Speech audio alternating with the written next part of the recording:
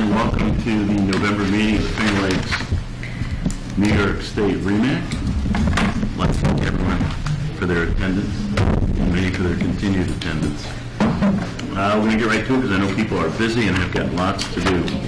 Approval of the minutes from September 19th. They were not included in the mailing. There are copies here, probably, which means no one has had a chance to look at it. So, as a matter of faith, I would certainly love someone to make a motion to approve, and if there's anything that they find afterwards, we can certainly amend it. Dr. Talbot, was that a motion to approve? Second. I saw that little twitch. Thank you. All right. Who's second? Okay. Johnny, you're right to the rescue. All right, then get right into standing reports. Program Agency Coordinator. You want to go first? There's a data sheet circulating around. Last time we were asked to develop pull some data for stroke information. Specifically looks at our region at the top and then drills down to Wayne County. New York had requested some more information there, so basically it's more of a concept of what we can provide for everyone. If people would like more information about this stuff, please let me know. We can also make the standard reports that go out to everybody on a quarterly basis.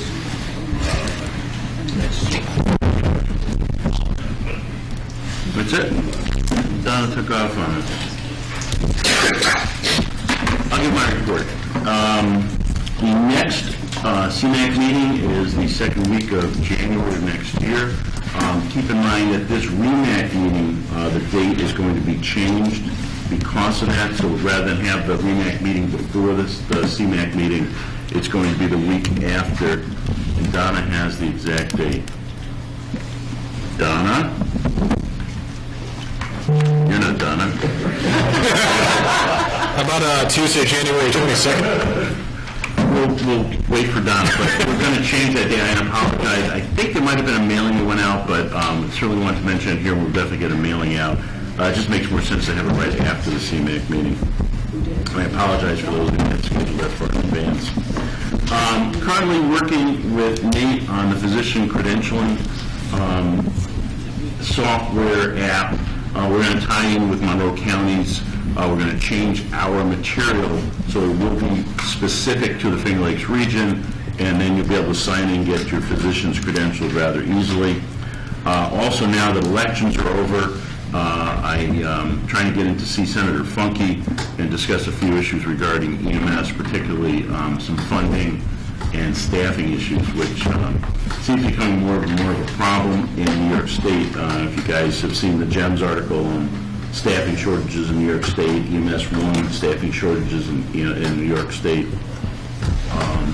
And we know we have our own staffing issues, really with the lovely weather that we have, the lovely state taxes and all the other issues in New York State. Why would you want to stay? Why are you guys here? Why am I here? There needs to be some incentive to keep some of our well-trained paramedics and EMTs in this region. So I'm going to do my best to try and push that issue forward. Donna, while you were gone, While I was gone. we requested you have your report and also come up with the date for the January REMAC meeting. January REMAC meeting we had said was going to move to January 22nd because it would normally have been the 15th. And so with State Council being there, we decided that we would do the 22nd. I mean, if that creates a real hassle for anyone, would we be able to send a call in if needed? I can send out a reminder now if you want. Probably wouldn't be bad to send out a reminder, but if anyone has a real issue, we might be able to try to have them log in electronically in some fashion. Yes. Anything else? As along the line of program agency, the conference committee has met, and these are some of the topics that we are proposing. It's not finalized yet, but I wanted to bring it to the group to see if there's anything else that they would like to suggest, comment on, whatever. Human trafficking seems to be a hot topic out there, and we're going to do, and this came as a recommendation from State Council, that we do some type of a quick BLS skills review, and this is basically more or less on the pharmacology. You know, why are we giving, assisting with nitro, why are we doing the various things, albuterol and that. Apparently, Director Greenberg went through meeting with some various agencies as a drive-by or drive-through, and so asked a couple of providers at an agency how to demonstrate the check and inject. And while the new person that had just gotten their EMT card in the last month or so was able to do it, a seasoned provider, basic provider, really stumbled through it. And so he was very concerned that the QA/QI issue was a problem. Well, check and inject is a moot point because it's gone. Well, but So- still. However, the new syringes, is everyone aware that check and inject is gone? The syringes are no longer available. They're not manufactured, so the whole project is folded currently. Boundtree is expecting new syringes in by the end of this year or early next year. It's going to be the new syringes that are color-coded for pediatric dosing, and they're going to start packaging those with the epinephrine, so it will be reincarnated hopefully in 2020. They also have the recall out on all their kits currently. Yeah, but my suggestion is tell them you don't have them anymore and just keep using them. I would not give up any of your check and inject kits. You just have to be aware that the marking, Cut the video for a minute. What's that? the markings on the syringe are wrong. Yeah, but for the pediatric dosing, yeah, but for the adult dosing, they're fine. And I'm sure most people hopefully can figure out that the pediatric dose is going to be less than the adult dose. But so as far as the QA, did he make any recommendations or just comment that there was? No, he just commented on that, you know, something of that should be done, or the region's doing that or whatever, so we thought that this would be a nice little anecdote or thing to add in. You know, each of those little venues are an hour to an hour and 15 minutes, so it would be a quick PowerPoint. Why are you giving albuterol? Why are you know. Do we have anyone that we think would like to do that session? I haven't got anybody signed into that yet. We're just discussing topics and that, so then we will start seeking instructors, presenters. Also, there's a revision to the MOLST, and Mark Tornstrom is probably going to come up and do that because he's been working with Dr. Pompey, is that again? Yeah, great. So, you're going to help host a surgical airway for ALS providers, with the trachs being there. Okay. All right. That gives the ALS folks a chance to come back and review surgical. And any of the docs that are interested in working on that? Yes. The more docs, the better ratio, so. We are doing an alternative drugs, which Dr. Jarrett has someone from the Chiropractic College and that who's going to help us do that, which is great.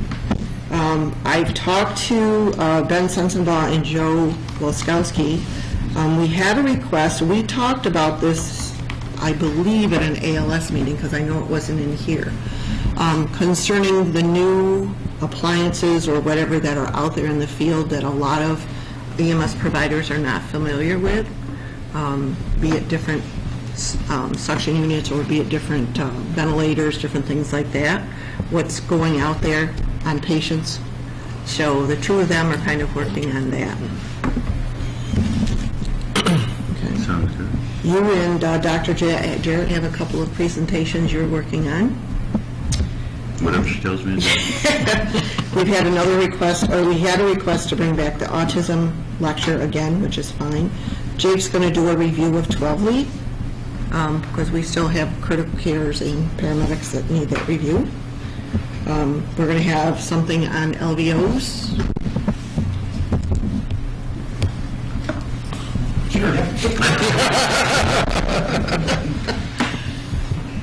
Pediatric sepsis was another one. Everybody wants something on, or plain or adult sepsis as well. Stop the bleed is something that we talked about, possibly reviewing capnography. There's been a suggestion that we try to do something on, and we're trying to toy with it, how for an hour and 10 minutes it's like, what are we looking for? as far as suicide. Are we talking about suicide for the EMS providers, or how do the EMS providers deal with suicides when they get on scene? Can I make a suggestion? I'd like to see what the group thinks of it. A lot of the larger meetings now have gone to these very, very brief, because your attention spans are really short. And people don't like sitting for 40 minutes, even 30 minutes. But a lot of groups have gone, I'm sure a lot of you have been to these conferences where like those little 10-minute blurbs, even in between some of the larger meetings, or people just getting up doing 10 minutes, next one coming and doing 10 minutes. Stop the Bleed, for example, could be done in 10 minutes. Maybe even some of the suicide could be done in 10 minutes. A couple of us who are doing some larger talks could offer up one or two little 10-minute blurbs on some of this stuff. And we could get a lot of material out in the same one-day session. It's just something to think about, maybe come up with a list of those little 10 or 15-minute blurbs. Okay. Anyone think that's a good or bad idea? How would you give Similar to them, TED Talks. That's what I thought. Yes, I'm sorry. how would you give them credit for that? If they are there, then they're going to get credit for the time. The credit is done, they normally have a topic, and then they have 3 subtopics, so each person will get 10 minutes to talk, and then there'll be a 30-minute discussion at the end. So they get 1 credit for that whole hour. Yeah, Right. once every hour. Or if they're there, or if we do They normally pick like 6 of them over the course of the day. They wouldn't pick Stop the Bleed, they would pick hemorrhage management and EMS or something, or, and then you'd have something about tourniquet, something about giving blood in the field, that type of thing. Pressures versus volume, something like that. Sore subject.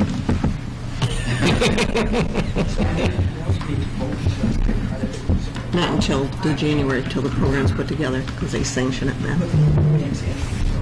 No. We good? We're good. And then we're also looking at a possible presentation. We have a veteran here that has done several talks for the students in there. And he was in the military, as far as a medic in the military. So I thought maybe that might be something different for the folks to come to. You know, we always go on and say about how a lot of our equipment and different things like that have come out of the military from the various wars. And so he has been, I believe, a retired major. So he's done several. Did you go to the lecture he did here, Jay? No, I didn't. No. But- And so, anything else? I know we've had a couple of other questions, and I don't exactly know how we would approach it, because we have not been, this is something that the state has not addressed yet, as far as organ donation. You know, what if we get on scene and someone is an organ donor and we're doing CPR, what do we do? Gary Geist isn't in the region anymore. He left. No, he's just Florida. Yep.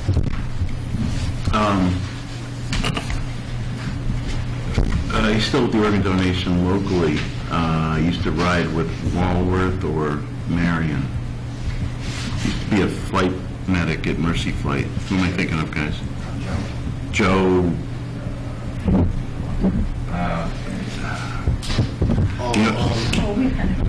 Yeah, he's definitely got the paramedic side and Joe Carter. Joe Carter. Matt Messler's working for him now, too. I think he took You're your right. spot. You're right. But there's a couple people that could come in here and talk about that from both sides. Okay, those are what was brought up. Oh, the last one would be properly securing car seats in an ambulance. And social media, yeah. Jonathan still around?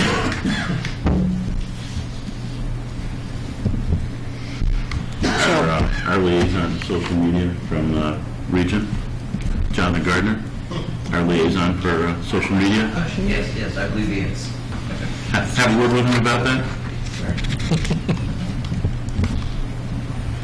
And those are the topics. That's all, unless somebody else here has got something different they'd like to bring in or have If you guys have got ideas or something that you're intrigued by, interested in, bring it forward either here or by me. Instead of how to put a car seat to a cot, how about safe transporting pediatric patients? The overall discussion. It's not just putting a person. Be ready to offer that by February? Sorry. Will you be ready to offer that by February? So in Parsons, does New York I will have someone take care of that, yes. Good answer. So delegate for Parsons transport lanes, does New York State have a statement on age? And I do not believe that the regs list an age. I think it's, but does it actually list the age, or is it more based on the weight and size? More outside. Yeah. I hope we didn't drive him off. All right, moving ahead. Or was James, who's going to give the RSA? Oh, okay.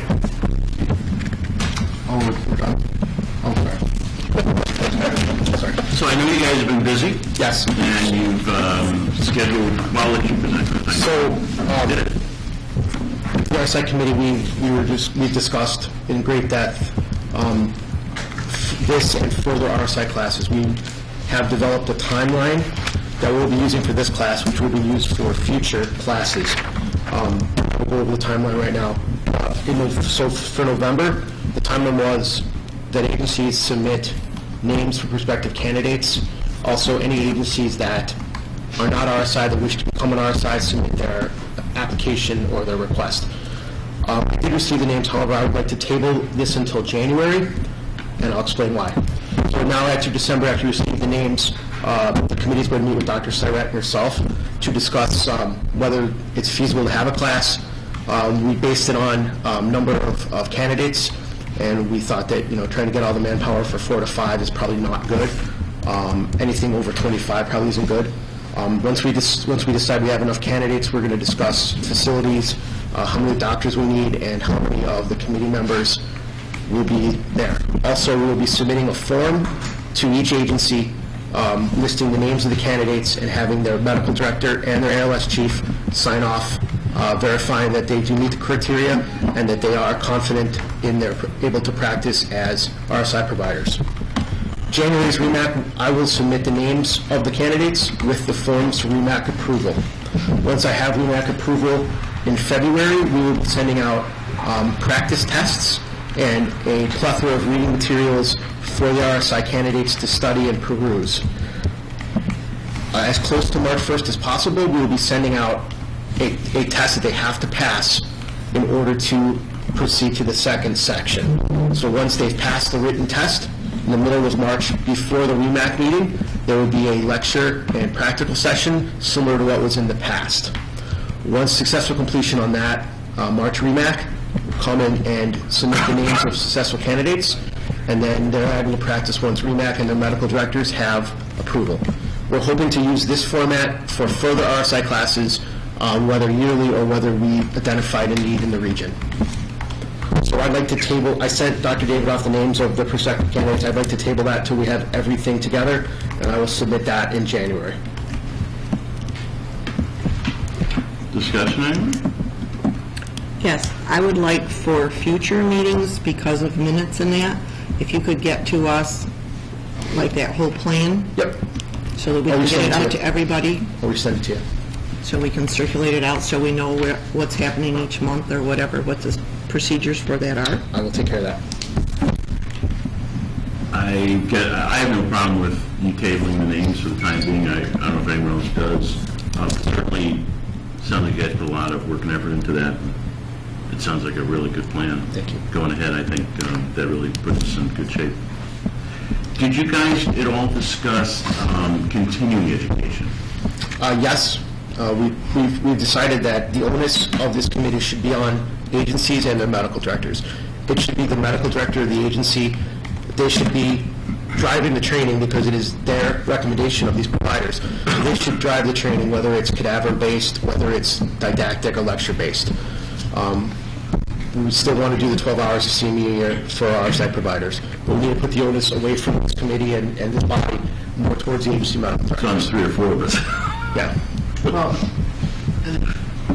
the role of the subcommittee is to, we have a set of rules, apply the rules, and get a list of people to initially credential, and then take them through to credentialing, at which point we essentially hand their names back to the medical directors and say they've met all the criteria that the region requires to be an RSI provider.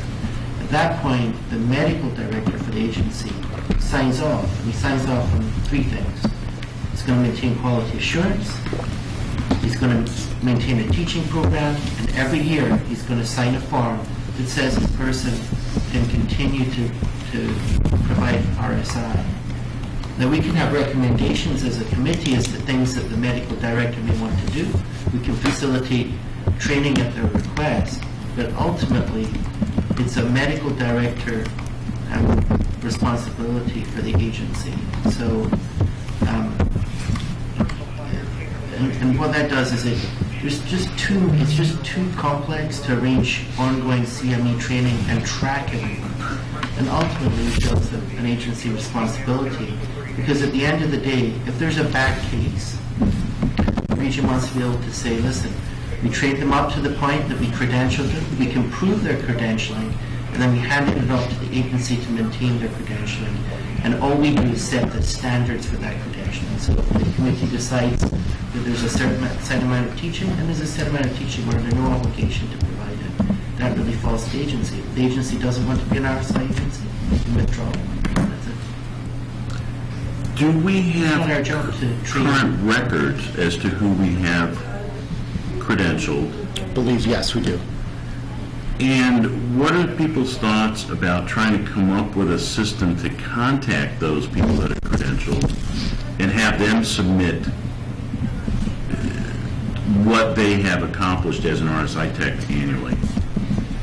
I mean, I have no idea, are every one of our RSI techs still in the region that we've credentialed? Probably we've lost a few. Are they all 60% functioning? of the medics that we've credentialed have fallen. Have they all accomplished successful RSIs in the last year, which it would be nice to kind of know what they've done. And maybe some of them have already done outside CME, online, they've attended a conference, they've gone to someone else's meetings. It'd be good information, I think, for us to know. And then we can forward that on to the medical directors as well. Do we know how many agencies in the region are performing RSI? Yes. There are That- eight. that we know. There are eight. You have NAVA, Wayne County ALS, North Seneca, Yates County ALS, Finger Lakes, Canandaigua, Victor Farmington. In Macedon. Massive town. Do we know how many RSIs were performed in the last 12 months? Region? I do not have the data for that. I have the data from my agency, but I believe the region does have data for that, or can get the data. Pretty easily obtained off of EMS charts. There's always been resistance to make. The issue is that the majority of the RSI agencies are the big agencies that are competitive against each other in certain areas. So there's always been an element of resistance to data sharing, even at the quality assurance level, confidential quality assurance level. And a lot of the problems, initially the program was set up to have an ongoing CME program, but it's physically, to say it's like herding cats is like,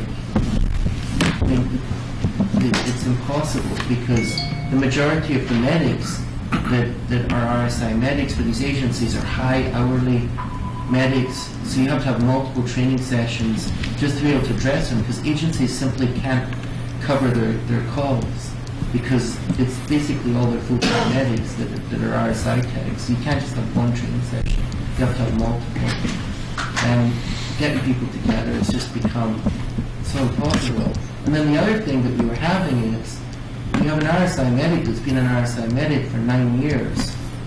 And they're doing they've done so many airway classes, and then you have an RSI medic that's been an RSI medic for 3 months. Trying to integrate them into the same training program and not either confusing one set or boring the other makes it really, really difficult. And then the final thing is, there's only so much you can teach with RSI. Like eventually you just hit a limit and you're struggling, and then you start teaching weird other things. that are just not directly associated with RSI. And then I would think the other component to it now is that now that RSI has been integrated into the general mix of the collaborative protocols, and some areas are just saying, get your own credentialing at your own agency and be done with it.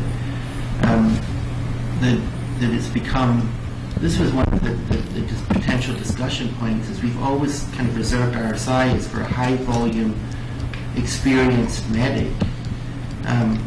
And with the list of names that we had some names that didn't meet our criteria, but of course we meet criteria in every other region in New York State. And so there's been a lot of discussion about whether we just advance everyone that meets criteria, if we should still remain selective, if we should consider QA. And that, ultimately, that's what's delaying the names being put out, because we just can't, we're trying to stay within the kind of general development of RSI statewide. And I think that's some of the discussion needs to come from it. What's wrong with the transparency and REMAC being a governing body and really ensuring that everybody's keeping, that we know what's going on in the field and helping provide, as we're providing all the education, knowing how often each agency is doing it, and not in a punitive way, but in a supportive way, so that if there's select areas that more education needs to be provided, then we can do that. We can, we should probably be I know we probably QA a fair amount of them, but innovations. But I just feel like it's something that if we could streamline that and streamline kind of some of the critical procedures that are done, and that we can support them more. I mean, it's certainly possible, but it's always been an unfunded mandate relying on the good-natured responses of the physicians to drive it. So, I mean, the problem is that for the RSI program to succeed, somebody has to QA all these things that's not the agency medical director. And some of the agency medical directors are not even QAing their own stuff. Right. So it's hard for me to take on the onus of reviewing, or Jad to take on the onus of reviewing every regional RSI, when the agency should be doing it themselves. Yeah, no, The agency medical director's on the hook in the end anyway. So. Ultimately, the service that we're providing is to protect the agency medical director, because the REMAC physicians are not going to be called into court when someone fails an RSI. They can't be. They can't be. They cannot. The That's just agency not medical they can't. director, because he signs a form every year saying that this provider has received the training required to do the RSI. All that provider has to say is, I didn't receive that training, and then the agency medical director is on the hook. This is more commentary than anything, but I would echo what Jakey stated about education. I mean, there's only so much RSI education. I think most of us that have done RSI and airway management know it's a lot of it is a technical skill that is volume. Mm-hmm. I mean, you really need volume to get good at it. And I could foresee. I've integrated more deer, various farm animals, let's just think of it that, and domestic animals in the EMS training than most vets have, I think. I mean, geez, there was a time when the police used to call us when there was a deer beside the road. Yeah. Before we tossed it, we'd have EMS go out there and intubate the damn thing. So, I mean, we've done everything, but you're right. I mean, how do I take someone who's been doing RSI for 9 years and has 30 or 40 RSIs with EMS and tell them that doses of atonium and succinylcholine and how to put a plastic tube through a hole? I mean, The concept, though, of the RSI medic in this region goes beyond just the technical skills. And that's why we've been so successful, is that we've taught them more about not intubating than we've taught them about intubating. And that's where the continuing education comes in, so that they are truly the pre-hospital experts on chronic lung disease, on congestive heart failure, on, that's our goal. I mean, ultimately, RSI was the surrogate for essentially the supermedic, right? And when RSI was not a commonly done thing, that's how we did it. We put them in, and I did lots of lectures on non-invasive ventilation, on vent management, on on ABG management and everything else that really was directed at the super medic as opposed to the RSI medic. But now we've got this kind of like RSI has just become another thing that in some regions is not even controlled to any significant degree. So, well, and it depends on the regions. I'm not sure that our region is at that point. I think we still have those advanced paramedics. And I think the goal here is to, number one, keep them advanced so that they are well educated. I think that part of our job is to advance more people into that position for multiple reasons. Number one, they're better trained, they're better prepared, and maybe there's going to be better retention. You know, if you get to a certain level and there's, well, what do I do next? I'm bored in this position. Okay, I'm going out, I'm taking care of some overdoses, I can give nasal Narcan, and I can start an IV once in a while, but I can't do intubation because I got to wait for the RSI tech to get here. You know, maybe I'll go down to Florida or Georgia. You know, the weather's better, I get paid more, and I get to do more. If we can advance these people and keep advancing, keep giving them something to look forward to, and keep them well educated, maybe we'll keep some of them here. I think a lot of this goes to retention and quality of job. I think we need to keep pushing that. And we have been, I think, very, very successful in reducing the number of intubations in this region, hugely. And that's as a result of what RSI and you and the rest of the group have done to educate these people. They now don't jump at intubating someone, but they manage that airway. They're using more non-invasive skills. They understand the situation. They understand the anatomy and the physiology better. And if we can advance more of our folks at that level, we're going to have more people available out there. We're going to maybe keep them here. I think we're doing the right thing. But that's my personal feeling. And as far as, you know, having some people that maybe don't meet that criteria, again, I think that comes down to whether or not they can successfully, if they do meet the basic criteria, without mentioning any names, obviously, we'll deal with that later. But if they meet the basic criteria, I think it's worth trying to advance them. And then at the end, it comes down to whether they test out or not, and then how they do with their skills once they're out there. And certainly the approach that I think the RSI committee has to take when approving or disapproving or putting someone in a bundle of we don't know has to be, we don't need to like this person. If they meet the criteria, we should advance their name and let them pass or fail on the test. I agree with that. So hopefully that's... And then the mandate would go back to the agency medical director. I'm just foreseeing this situation. So if I'm that person and, you know, the medic has not done an RSI in 2 years, I mean, well, the other docs here, I mean, speak up. I mean, would you feel comfortable as a medical director for an agency continuing to allow that patient? And the names that we got forward, I think, probably came from the directors of operation rather than the medical directors, because really what the DOs need to do is go to you as the medical director and say, hey, we've got this person that has unsuccessfully intubated 17 times in the last 3 years, and you're signing a form saying that they're ready to be credentialed for RSI. Because if you're not going to sign off on them after they've received the credential, then I'd rather use the spot with someone that has the support of the medical director. But part of the approval of to go into the RSI program was that the medical director approved of them going in. So it's a tough call. You may already be approving of something that you don't even know that you approved of. So I think what you guys have come up with moving ahead is pushing the medical directors to be more involved, or they've got to sign off on those names going forward. Which is law, they're responsible for those people. Right, but in a perfect world, they'd be on top of it. In our world, we're going to push them to be aware of it and do the right thing. Nate, can we get some data?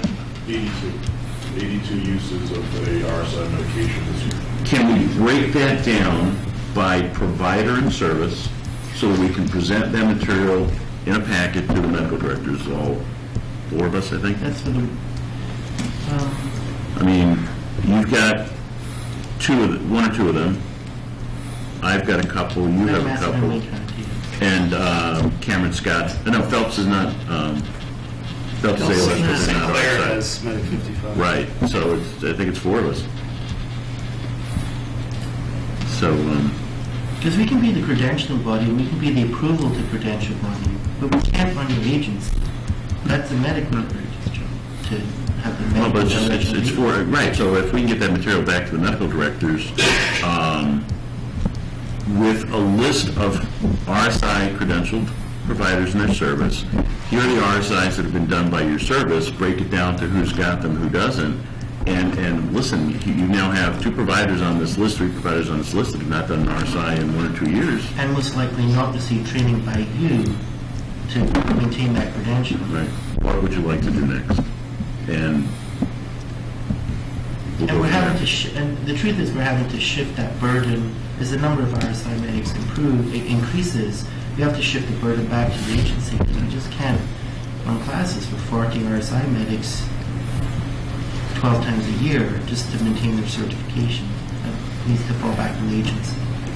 And there are ways I think we could improve on that. I mean, certainly if an agency is going to run a CME for advanced airway, there's really no reason why we can't video it and put it up online as a podcast or video cast or a YouTube. I mean, there's no reason why we can't be making use of that. It costs us next to nothing, if anything at all. And again, if you watch a video as a medic, you put it on your list and you submit it at the end of the year. This is some of my CME. Yeah. But we can be doing that. Right, Nate? In the ideal world, that would be good, but obviously there's competitive advantage to it between agencies as well, providing training or not. Well, And that's let's put that to good use what then. we've been banging up against at the So- curriculum. Competition can be good if it's used properly. And if you're going to provide better CME than the agency next to you, then that's a good thing. So let's use that. So I have a question, Only one? only one, for this. So, physician education has been to push not to do an RSI unless absolutely necessary. So if you have 82 within the last year, and chances are that's probably going to come down to probably no more than 6 providers that have offered all those. So if Dr. Talbot or you have someone who has not done an RSI in 2 years because they have figured out how not to have to do one, what are you going to do to penalize them? No, this is not a penalty. But again, if you come down, so I haven't done one in 2 years, but I've had several that I figured out how not to have to do one. Again, I'm not worried about their skills. I'm worried about their education and their judgment. And if they have had airway managements without intubation, without the actual RSI, they've used non-invasive, basic, whatever it may be, then that is a good thing for most of these patients. agree. And their skills are very easily accomplished, whether they want to come to one of the cadaver labs that we're going to hold, whether they do them on mannequins, whether they want to come spend a couple of hours in an emergency room with their medical director and just discuss. I'm not really worried about them being able to pass a tube. I don't think that's a skill that necessarily needs, like Dr. Stratton was saying. I think once you've passed a tube, I think you're going to be able to pass a tube in the future. It is the knowledge of when to do it, when not to do it, how to manage an airway without necessarily doing an RSI. I think any of our medics, and probably most of our EMTs, could go out there right now and intubate someone with medications. It's not necessarily a difficult skill to do. Don, I think you can run a report on page 3 that says RSI contact, RSI assessment, RSI medical control.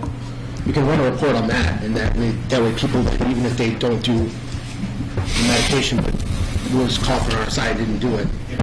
If they document it. Well, they should on page 3. Yeah, I said yeah. So, you want to actually, here, I'll let you want to just read it out. It's kind of interesting to see the numbers there. Fairfield did 7, Mercy Ford did 37, 4. North Seneca did 10, Soldiers went 55 to 2, and Victor Fern went to 11. Wayne County. Haven't pulled that out. So, and that's just some basic information, very easily gotten, but we can certainly tease out a lot more data, looking at the number of attempts, break it down by provider and service and get that information out to the medical directors. But, Jack, when we teach the RSI class, we have open positions there, and we're doing the lectures and the practice. Why don't we open it up to the people that are already RSI credentialed to come to at least sit We do. on- we've done that. We do. We've done that.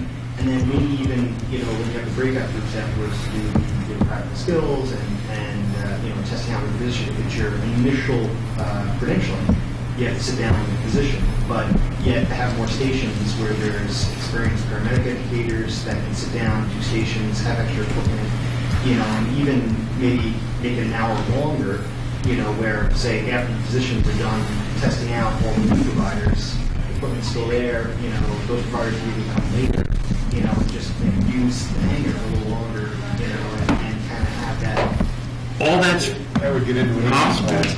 The two biggest problems are not having enough providers to do the education and not being able to pull providers off the road who are working to come to class. Well, also there's, these online, some of them are great, some of them are awful. The online EMS education, these paid services that have, modules, stuff like that, to have, where they have online testing, actual, reports, which you get feedback. I mean, they can be good, but the problem is you're dealing with paramedics and maybe they're very experienced paramedics. I mean, these guys can answer the ACLS questions without looking at the questions because they've done it so often. They can put the order of the letters. And this is a group that's experienced in testing. The benefit is always face-to-face with a scary physician that maybe you've never met before. That's pretty cool. The testing that we've done after these classes is really where we have seen if these people are capable of being out there or not. And that's And they don't certainly- like it. No, they dread it. Not at all. We've sent people out to calm down and have nearly medicated one or Believe two. me, a PALS course does not strike fear into a paramedic as much as meeting with a regional EMS physician for an hour to be grilled on a... I mean, we're two of the nicest guys in the world, So let me ask you this, liability-wise and responsibility-wise, what if the physicians, and you guys may hate this idea, what if the physicians that are both these agencies said to each other, hey, I'll go and do a CME for your agency, you can do one for me, so you get that kind of new scary factor where you use, a fresh set of eyes, test out some of the providers, almost like medical director swingers, I don't think there's a doc in the room. I mean, I don't want to speak for everyone. Voice up if you disagree. I think we would all be interested in doing some of that. Am I wrong? Would we want to come out and do one, maybe two talks a year? Probably not unreasonable. If someone scheduled, I'm not going to schedule myself. I'd like to, but I know that I won't. But if someone else scheduled it, if the RSI committee willing to take on a project like that and say, listen, we're going to give one talk every month in 2019. And I'm going to call the docs that are on remit, and I'm going to ask them, can you do a talk? What 2 months can you do? And Do you really think you need 12 talks? No, I don't. I'd say 6. each one is going to, we don't have So we already have the ALS committee Right. So now we're going to have the opposite month, so then you're going to be back to 11 once every month. And we videotape those talks, and we make them available through our site. When I was working in grad school, there were a couple times where you had the opportunity where you ask, hey, whoever participates in this CME activity, write a question, which you then group together and, where you collect these questions, make a Q&A, and you kind of, Jamie's right, people, paramedics do it very good at knowing how to read the question. So that's why paramedics know how to write the question. They write good questions and bad questions, but I think the basic foundation of it all, I think EMS compared to hospital medicine, it's more, it is more,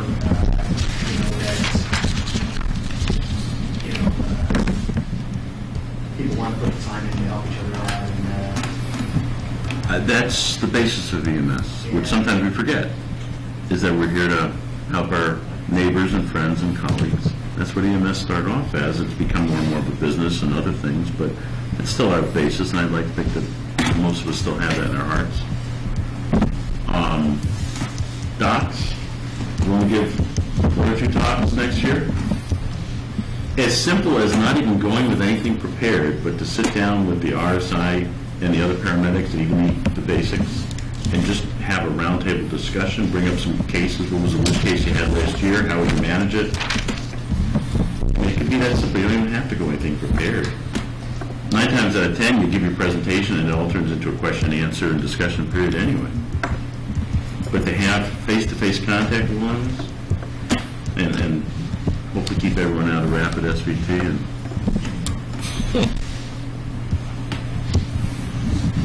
everyone up for it? Mike, you up for it? Yeah, I'll take care of it. Start scheduling it. I'll do January. Call me and we'll set up a date. I'm just going to more likely to happen. If you start the year off saying, hey, pick your topic, our schedules don't get away. Yeah, I mean, you guys are booked that bad. I know some people are really terribly booked. Schedules for the end of next year. Okay. You know, some of us will get it covered. Can I? And it could be any type of venue. It could be just, a small round. Right, it doesn't have it. Talk, discussions, cases. It loses its novelty. Can I just need to get all the contact emails for the docs, and, yeah, I'll set it out. Get it done. Cool. All right. Excellent. Good discussion, guys. Thank you. Jamie, thank you. It has been an amazing couple of years, I think, of where we've headed with our area management. They very much so. So working in I will say that RSI in this region, I think is light years ahead of other regions. The other regions, it's left just to the medical director, the regional elements. So they give you the PowerPoint. They say, this is the PowerPoint you have to use. You can't modify it, you can't add to it, you can't subtract to it. They say, your medical director has to do this. That's the whole. It might work with nasal Narcan, but Yeah, and I've done that lecture, a few times now. It's, no, I'd like to hope that we keep doing this at a regional level the way we have. Just make it better. So if this going back, so the medical directors are responsible for their own training, we are not going to be doing cadaver lips. I think we should still try to offer those and draw in the medical directors as part of that. We have an amazing opportunity with chiropractic college. I don't want us to lose that. We got to get back to the same issue, it costs money.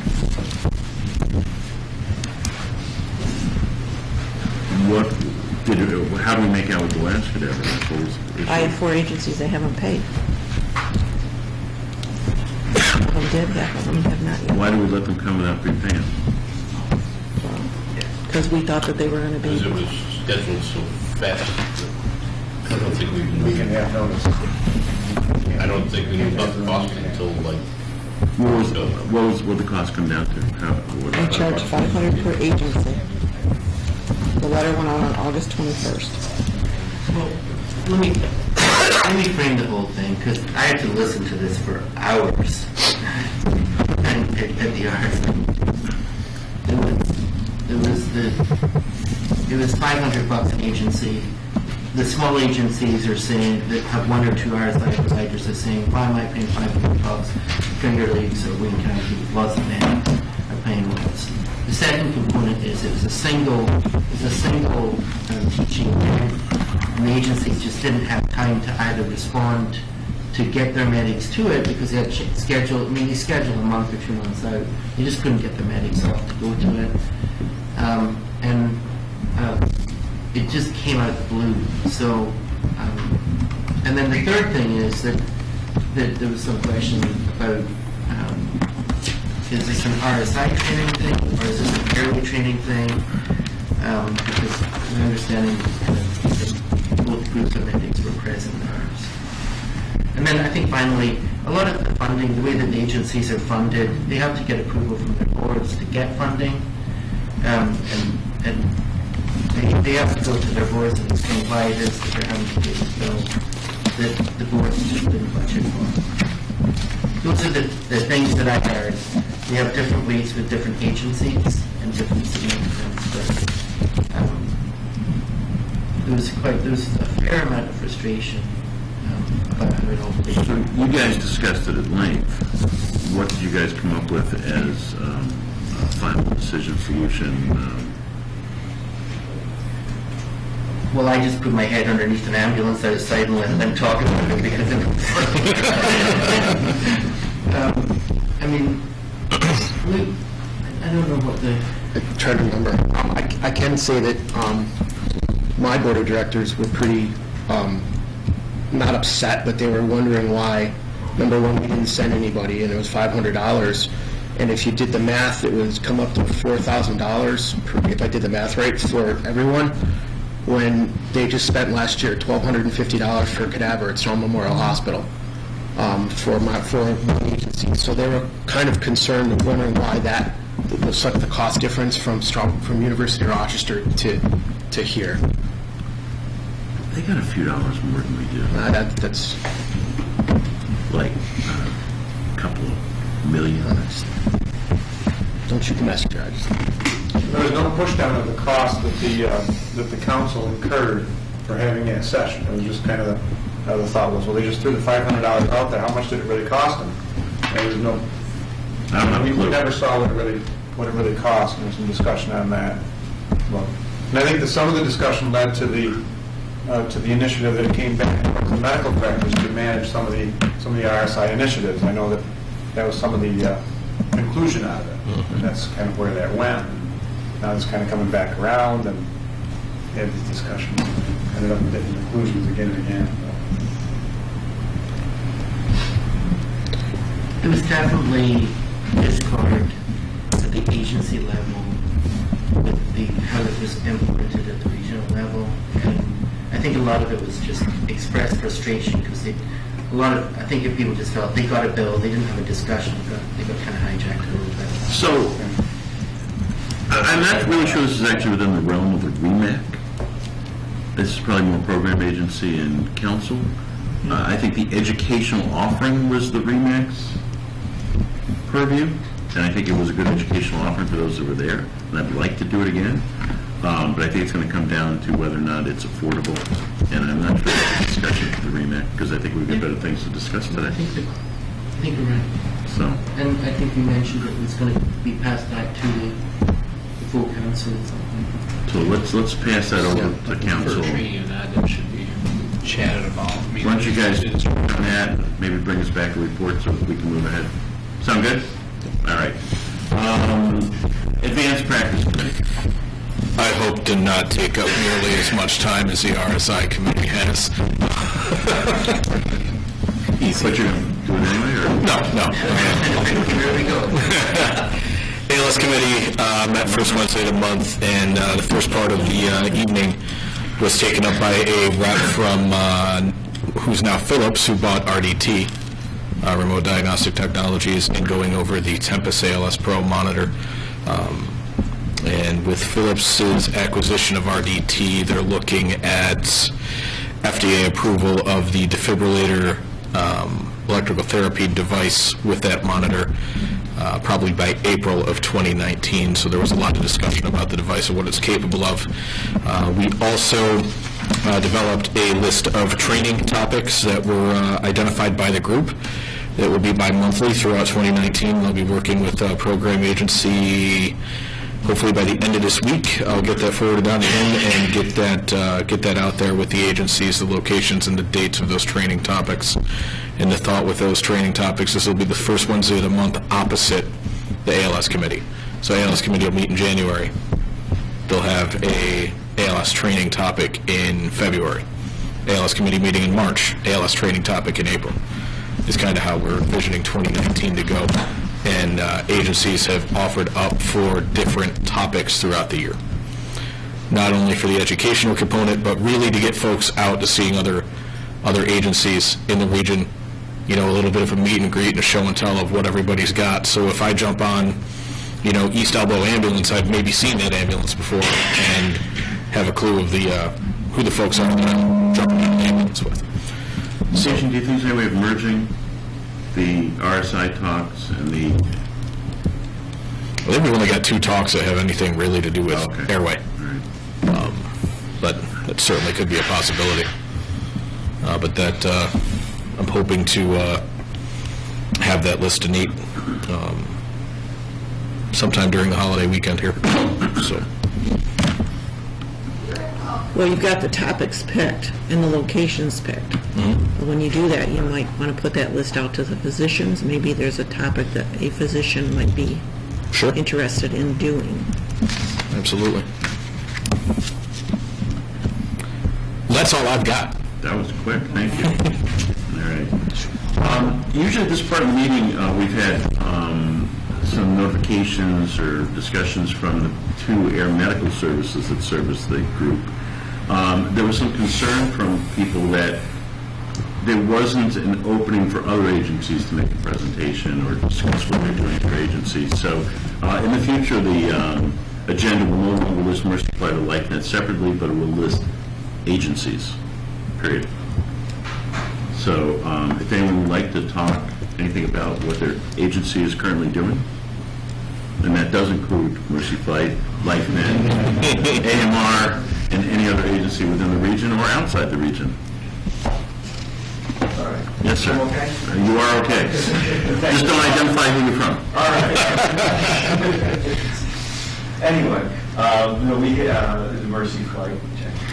We had our first community open house on October 20th, so a number of folks here, you know, stopped out, so I appreciate that. And we had law enforcement agencies, we had a K-9 unit from Ontario County Sheriffs. We had over, I think it was close to 200 people out there through the course of the day. A lot of families with young kids came to the Halloween costume contest and all that. So it was a great event. So I thank you guys for helping to spread the word on that. I think Canada, you had a big out there that day as well. So we had a lot of cool stuff for the the kids to look at.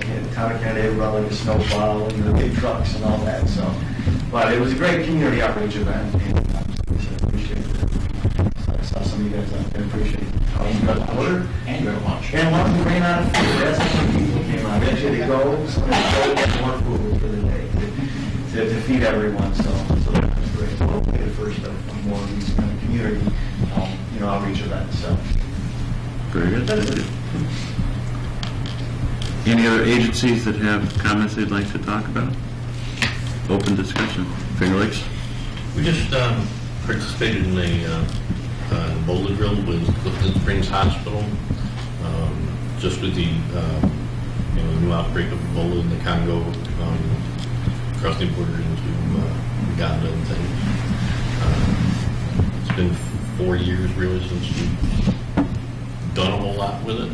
It's probably not a bad idea for agencies just to, whether it's going to be Ebola or whatever the next thing. Just, reminder that it's good to dust off those suits every once in a while and see if they crack when you unfold things. And do they sustain themselves? Yeah, we had we had a problem. We had a suit failure. They appeared to be okay when we took them out of the box, but we had an armpit and a crotch about. I'm willing to bet there's a fair amount of that equipment from a few years back that's now looking brand new on the shelf. Yeah, just a reminder that whether it's Ebola or whatever the next one's going to be. Very good. Actually, this is open to emergency departments and hospitals too. If anyone wants to. Sir? Just a little bit from the college. Paramedic applications still coming in. The deadline on that's December 1st, but we're kind of lenient.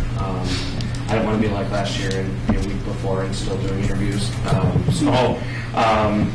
if you have people that are interested, at least get us the first part of the application. There's immunizations and letters of recommendation, and all that jazz that comes in the packet from the office, but just the first actual application needs to come back so we can start scheduling interviews. We have dates for those. I'm going to be calling people who have interviews from this afternoon and get those set up.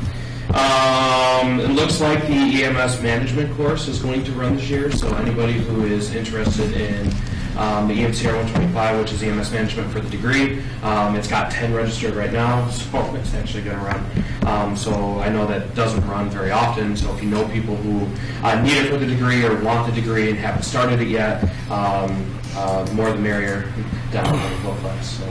And then the paramedic refresher will also start the beginning of January as well.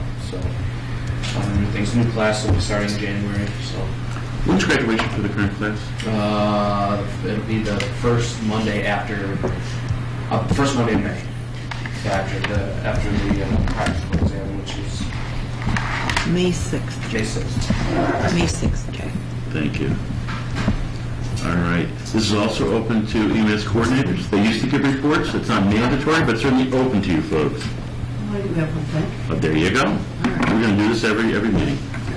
Well, I was looking through the minutes, I see a lot about Stop the Bleed in our county. We just took possession of 12 Stop the Bleed kits, and they will be going up into the county buildings all over the football complex, into the city, as well as YB through 7th Street here.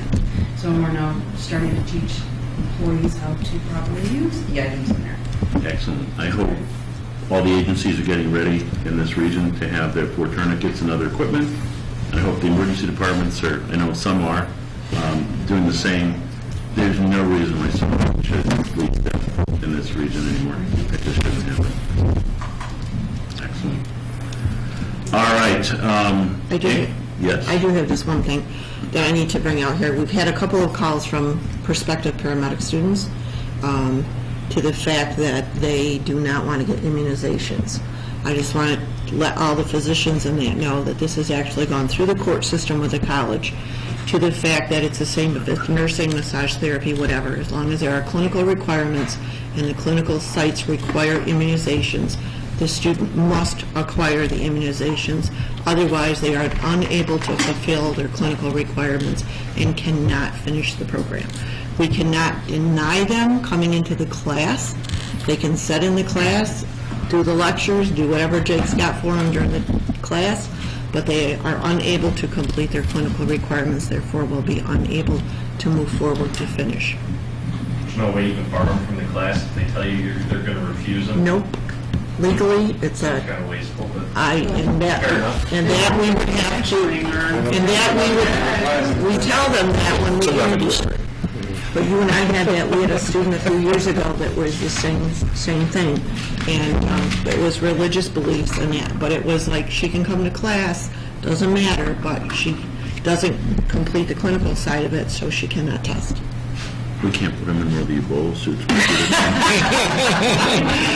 vaccinations, I don't know if, just talking about all the agencies about the measles, I have a feeling it is going to show up in probably our Fort County area in the next year or so. The large outbreak that the DOH has notified everybody of. But we're probably going to review how we bring in kids with fevers and rashes and possibly try to put everyone in an isolation room and approach every single one as a case. So just kind of keep it on everyone's radar. Very good. Okay. Just so that everybody understands when. Anything else? All right, moving ahead. Collaborative protocols. I guess the big change is Torrey, which will, I think in January that we should have a new collaborative protocols app and listings, and it will no longer require medical control. That was difficult to push through. Well, and hopefully the BLS protocols can have something done with them in January as well, barring any pushback from FDNY. 2019, or? Barring any pushback from our friends down at FDNY, yes. Yes. Do not hold your breath. I try not to. If I did that, be permanently APNIC. Physician credentialing, Nate and I are working on that project, and hopefully early in 2019 we'll have that done. And something that Dr. Surratt started a long time ago, and we're going to continue with it, and we will hopefully get that done. Rich is not here. No. Okay, what's that? The social media, we've already done. Okay. Mr. Ferguson. Thank you, Chairman. You have a presentation to make, sir. Sir, the full council has reviewed its bylaws, which incorporates this committee. And to make things more administratively constructive for this committee, the bylaws have added 2 vice chairpersons, generally correct. The actual application or interest needs to get back to us, and I would ask that you send it to Dr. Davidoff, the office here, whatever, if you're interested. The first vice chairman, who of course would act in the absence of the chairman, would be working on a quality management program to include the whole gamut, focus studies, doing pre-hospital care follow-ups, documentation studies, etc. The second vice chair would be primarily charged with physician credentialing, education, and updating. As you can see, there are 29 physicians on this committee, and not all attend and get all the information. So in an effort, we're looking for a person who can be the catalyst to get that information out to everybody and to get them credentialed into the activities necessary to keep our EMS program at the high level it's at.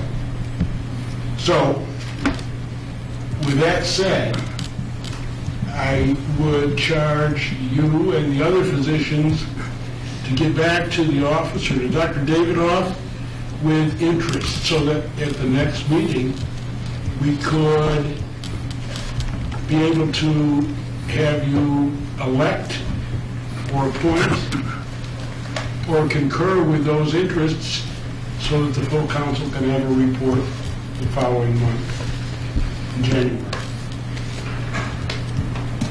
And that's a funded position? Unfunded. The great volunteerism of the physicians in the room, quite frankly, with one exception, I'm sorry.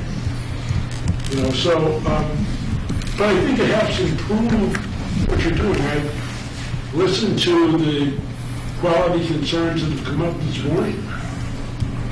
And wouldn't it be nice to have a physician who was focused on that and could drill down and work with Nate, get information, work with the subcommittees for improvement. So that's what the goal is from the council. Any other questions? Thank you, sir. Thank you. I'm going to ask the docs on REMAC, think about those 2 positions, and if anyone has an interest, send me an email and let me know what your thoughts are. We'll go from there. Not sure how we'll proceed, but we will. Okay, so Bricks is not here. Okay. I don't have any other, oh, thank you, yes. We have a bad boy list letter from the Department of Health. That's wrong.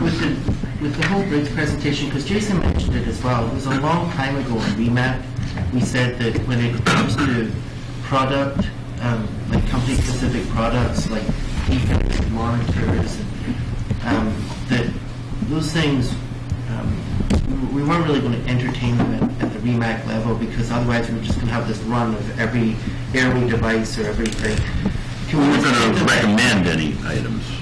Yeah, can we just kick it to after the REMAC meeting so that it's not, you know, if there's going to be a product demonstration, I think it's reasonable to keep it outside the TV and everything else. And, you know, companies are welcome to come and show us the products, but, I mean, I don't want to walk out of the meeting the minute that, in fact, such and such physician walked out of the meeting because he didn't want to spend 20 minutes looking at the monitor. It should just, as a product placement, we should send a message that if these things are FDA approved to do the job that they can do, then agencies can certainly consider them. I think that's appropriate, Jim. I think it's a good point. I mean, even though when we spoke about airway, we general supraglottics, we never specifically mentioned any, right?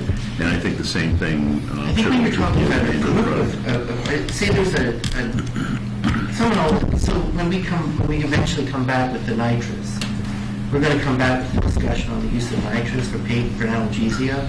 If someone wants to come along with different types of masks afterwards, then it can be delayed to afterwards. We talked about the concepts at REMAC, but maybe not the actual thing. Because I think that's a good concept for us to uphold. Because every new piece of equipment has a sales manager that comes out, and it's just like the drug reps and everything else. We can have them come, and if anyone wants to stick around until after the meetings, so we'll carry forward with that. Thank you. Sir? A little update on nitrous. Yeah. We have a representative from Airgas coming from France in December. That's come away from France? It's come from France. You know, they've got the FDA approval for the 50/50 pre-filled tanks. The problem that we're running into is there's no FDA-approved delivery device other than the Litronox mixer unit. That's $3,500, $4,000. But apparently they are working on, and I can't remember what the short form FDA And basically, the delivery device is a demand valve. It's a demand valve. So basically, they've got in just for approval to basically run another gas through the demand valve. Yeah, they just, well, we don't use demand valves, fortunately, anymore. But it's already an FDA-approved gas delivery. Yeah, but they're going to have to change it because it's going to have to be a different valve because they won't allow two gases to be on the same valve, so it's going to take a while. Well, no, we'd be using the pre-filled tanks. But the valve in a tank is not going to be able. You can't make that same valve similar to an oxygen valve or to the valve on an oxygen tank because there could be just the yoke. The yoke is different, so it won't fit. But the valve on. Oh well, okay, yeah, exactly. But it's still changing the device, so it's going to have to go through a couple of steps. But again, probably hopefully 2019. They're working on that. Hopefully, we'll have a little bit more in December when they come over. All right. Do you think that's something we may see next year? Keep my fingers crossed. Okay. And it just required the purchase of a demand valve, which is a lot less than what right now. There's thousands of them lying around. You probably pick them up on eBay dirt cheap. In fact, I have one in my garage if you want it. Excellent. Well, thank you. We'll look forward to gassing our patients a little bit maybe next year. When you talk to the senators about and their concerns about narcotic use, you can tell them how difficult it is to use non-narcotics in EMS. And we would really want to achieve them to achieve their goals of a non-narcotic state, but we can't because of them. Well, actually, it's on my list is narcotic and opiate abuse, so it is on my list. All right. So from the state, investigation conducted by the Department of Health, not stating what the investigation was over, but Juan Rosado of Flushing, New York, was suspended for 3 months, effective 10/18. The suspension is stayed, and he's placed on probation for 3 years, effective 10/30/18, and assessed a civil penalty of $2,000. So if you are employing or another way utilizing Mr. Juan Rosado on your service, keep in mind he's on 3 years probation for an unknown reason. Thank you. All right. Any other new business? I have some PAD applications to read. Huh? So, notice of intent to provide public access defibrillation for the Rochester Management Incorporation, which is Wilcox Lane Apartments on Wilcox Lane in Canandaigua. There's a change for a medical director. for the Presbyterian Church here in Geneva. It is now Dr. Jason Feinberg. And then we have a pad application for Charter Communications, 3518 Sutton Road, Geneva, which is down by Spectrum. And those are those.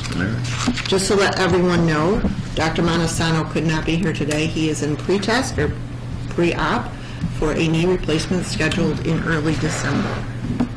Let's all think about Dr. Montesano in the best. Also, where do they get these applications for the pads? We have them here online. We can email them or whatever. They can actually download off the state. Is there any way when we send these out, we can send information on Stop the Bleed as well? No? Just as a recommendation, that if they're going to put up a pad, they could maybe think about adding Stop the Bleed to it. I understand Boundtree sells very good kits for $40. Sorry. And actually, As well as many other agencies. after the meeting. One more. 13 years, 2 months ago, a young, lighter paramedic stepped onto Finger Lakes ambulance for the first time. And my understanding is that today is his last day on the Finger Lakes ambulance, 13 years, 2 months later. He has been of continued service to the REMAC and to the region and to the council and to the college and to Wayne County and everyone else. And I think that we should all thank Jason Hagg for his commitment to EMS and wish him well in his new adventure. I would actually like to make a motion that that the REMAC acknowledges his service to us so that it is recorded in the minutes forevermore. I would like very much to second that motion and add that I have worked with him for most of those years, and the countless number of patients and other providers that have benefited from your service. I can't keep track of them. Make it sound like Will you be missed clinically? Yeah, but I certainly I'm not going anywhere. I'll be here in 2 months. From a clinical standpoint, I think we're going to see less of you, which is unfortunate for this region. But you're moving ahead and you're going to be doing other good things. And you're going to stay with us as often as you yeah. So, thank you.